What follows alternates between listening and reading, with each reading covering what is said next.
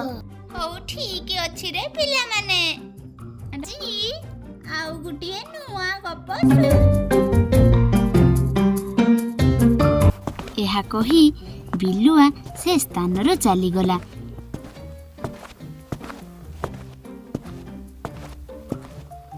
ଠିକ୍ ସନ୍ଧ୍ୟା ସମୟରେ ବିଲୁଆ ଚାଲିଲା ବଣ ମୁଣ୍ଡରେ ଥିବା ଚାଷୀ ଘର ପାଖକୁ। ବିଲୁଆ ତ କୁକୁଡ଼ା ମାଂସ ଖାଇବା ଲୋଭରେ ପଡ଼ିଛି। ଏହାପରେ ସେ ସେଠି ପହଞ୍ଚି ଗୋଟିଏ ଜାଗାରେ ଲୁଚି ଯାଇ କହିଲା, ହଁ ଏଇ ଜାଗାଟା ଠିକ୍ ଅଛି, ଏଇଠି ଲୁଚି ବସିଥିବି। ଯେତେବେଳେ ସେଇ ଘରର ଲୋକମାନେ ଶୋଇବେ ମନ ଭରି 2ଟା କୁକୁଡ଼ା ନେଇ ପଳେଇ ଆସିବି ଆଉ। ଏହା କହି ବିଲୁଆ ସେହି ଜାଗାରେ ବସି ରହିଲା। ଚାଷୀଟି ମନେ ମନେ କହିଲା, ଆରେ ଆଜି ସକାଳେ ଯେଉଁ କୁକୁଡ଼ାକୁ କିଏ ନେଇ ଯାଇଥିଲା ସେ କାଲି ନିଶ୍ଚିତ ଆସିବ। ମୁଁ ଆଜି ବେଣୁସୁ ଶୋଇପଡ଼େ, କାଲି ତାକୁ ନିଶ୍ଚିତ ଧରିବି। ଏହିଭଳି ସେମାନେ କଥା ହେଉଥାନ୍ତି। ଏପଟେ ବିଲୁଆକୁ ଭାରି ଭୋକ ହେଲାଣି। ଏମାନେ ଆଜି ଶୋଉନାହାନ୍ତି କାହିଁକି? ଆଜି ମୋତେ ଏମାନେ ଆଉ ଧରି ପକେଇବେନି ତ? ଏପଟେ ଏ କୁକୁଡ଼ାମାନଙ୍କୁ ଦେଖି ମୋ ପାଟିରୁ ଲାଳ ଗଡ଼ିଲାଣି। ଆଜି ଯେମିତି ହେଉ ଗୋଟିଏ କୁକୁଡ଼ା ନେଇଯିବି, କାଲି ତାଙ୍କ ନିଦ ହଜେଇଦେବି। ଏହାପରେ ଚାଷୀଟି ଶୋଇପଡ଼ିଲା, କାରଣ କାଲି ତାକୁ ଜଲ୍ଦି ଉଠିବାର ଥିଲା। ବୋଧେ ଚାଷୀଟା ଶୋଇପଡ଼ିଲାଣି, କାହିଁ କିଛି ଆଉ ସୋର ଶବ୍ଦ ଶୁଭୁନାହିଁ। ଏଇଟା ହେଉଛି ଠିକ୍ ମୌକା। ମୁଁ ଯାଉଛି, ମୁଁ ଯେତେ ଶୀଘ୍ର ମୁଁ ମୋ କାମଟା ବଢ଼େଇ ଦିଏ। ଏହା କହି ବିଲୁଆ ଏକ ବଡ଼ କୁକୁଡ଼ା ଉପରକୁ ଝାମ୍ପ ଦେଇ ସେହି କୁକୁଡ଼ାକୁ ଧରି ସିଧା ଚାଲିଲା ଜଙ୍ଗଲ ଭିତରକୁ।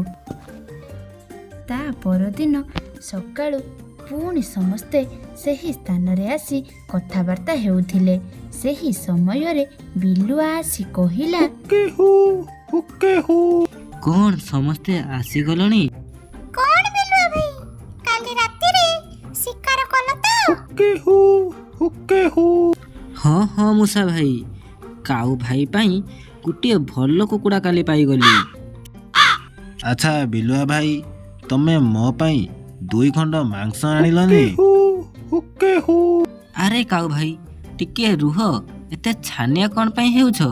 ମୁଁ ପୁଣି କାଲି ରାତିରେ ଯିବି ଓ ନିଶ୍ଚୟ ତମ ପାଇଁ 2 ଖଣ୍ଡ ମାଂସ ନେଇ ଆସିବି। ଆଚ୍ଛା ବିଲୁଆ ଭାଇ, ତମେ ଆମ ପାଇଁ ବି କିଛି ଖାଦ୍ୟ ଯୋଗାଡ଼ କର। ହଁ ହଁ ମୂଷା ଭାଇ, ଠିକ୍ କହିଛ। ବିଲୁଆ ଭାଇ, ଆମ ପାଇଁ ବି କିଛି ଖାଦ୍ୟ ଶସ୍ୟ ଆଣ। ତମ ଭଳି ତ ଆମେ ମାଂସ ଖାଇପାରିବୁନି। ଟିକେ ଭଲ କଅଁଳିଆ ଘାସ କି ପାଚିଲା ଶସ୍ୟ ଆମ ପାଇଁ ଦେଖ। ହଁ ନିଶ୍ଚୟ ନିଶ୍ଚୟ, ତମ କଥା ଏହାପରେ ଆମେ ଦେଖିବୁ। ହଉ ହଉ, ମୁଁ ଏବେ ଚାଲିଲି। ହଉ ଠିକ୍ ଅଛି ବିଲୁଆ ଭାଇ। ଏହାପରେ ବିଲୁଆ ସେ ସ୍ଥାନରୁ ଚାଲିଗଲା। ବିଲୁଆ ଚାଲିଗଲା ପରେ ମୂଷା କହିଲା, କାଉ ଭାଇ, ବିଲୁଆ ଭାଇକୁ ସେଇ କୁକୁଡ଼ା ବାଡ଼ି ବିଷୟରେ କିଛି କହିବାଟା ଆମର ଠିକ୍ ହେଲାନି। କାହିଁ, କ'ଣ ହେଲା କି ମୂଷା ଭାଇ? କ'ଣ ହେଇଛି ମୂଷା ଭାଇ? ଆରେ ନାଇଁ ଯେ, ସେ କଥା କ'ଣ କି, ସେ ଆମ କାଉ ଭାଇର ଖାଇବାରେ ଭାଗ ବସେଇଲାଣି ଓ ସେ ତ ବହୁତ ଚତୁର। ସେ ମଧ୍ୟ ଆମ କାଉ ଭାଇକୁ ତା ଜାଲରେ ଫସେଇ ଦେଇପାରେ। ଆରେ ନାଇଁ ନାଇଁ ମୂଷା ଭାଇ, ମୁଁ ଜମା ସେ ବିଲୁଆ ଭାଇର ଫାଶରେ ପଡ଼ିବି ନାହିଁ। ମୁଁ ଜାଣିଛି ସେ ନିଶ୍ଚୟ ମୋତେ କିଛି ନା କିଛି କରି ଫସେଇ ଦେବ, ହେଲେ ମୋର ତା ସହ ପଡ଼ିବାର ନାହିଁ। ଆଈମା ଯେଉଁ କାହାଣୀଟି କହିଲେ, ସେହି କାହାଣୀଟି ଆପଣମାନଙ୍କୁ ଯଦି ଭଲ ଲାଗିଥାଏ ଓ ସେହି ଗପରୁ ତୁମେମାନେ କ'ଣ ଶିଖିଲ, ଆମକୁ ନିଶ୍ଚିନ୍ତ କମେଣ୍ଟ ମାଧ୍ୟମରେ ଜଣେଇବ। ଆମ ଚ୍ୟାନେଲକୁ ଯଦି ପ୍ରଥମ କରି ଆସିଛନ୍ତି ଏବଂ ଆମର ଭିଡ଼ିଓ ଆପଣଙ୍କୁ ଯଦି ଭଲ ଲାଗୁଥାଏ, ତାହେଲେ ଲାଇକ୍, କମେଣ୍ଟ, ସେୟାର କରିବାକୁ ଭୁଲନ୍ତୁ ନାହିଁ। ଯଦି ପ୍ରତିଦିନ ଏହିଭଳି ଭିଡ଼ିଓ ଦେଖିବାକୁ ଚାହୁଁଥାନ୍ତି, ତାହେଲେ ପାଖରେ ଥିବା ସବସ୍କ୍ରାଇବ୍ କରି ବେଲ୍ ଆଇକନ୍କୁ ବଜାଇ ଦିଅନ୍ତୁ।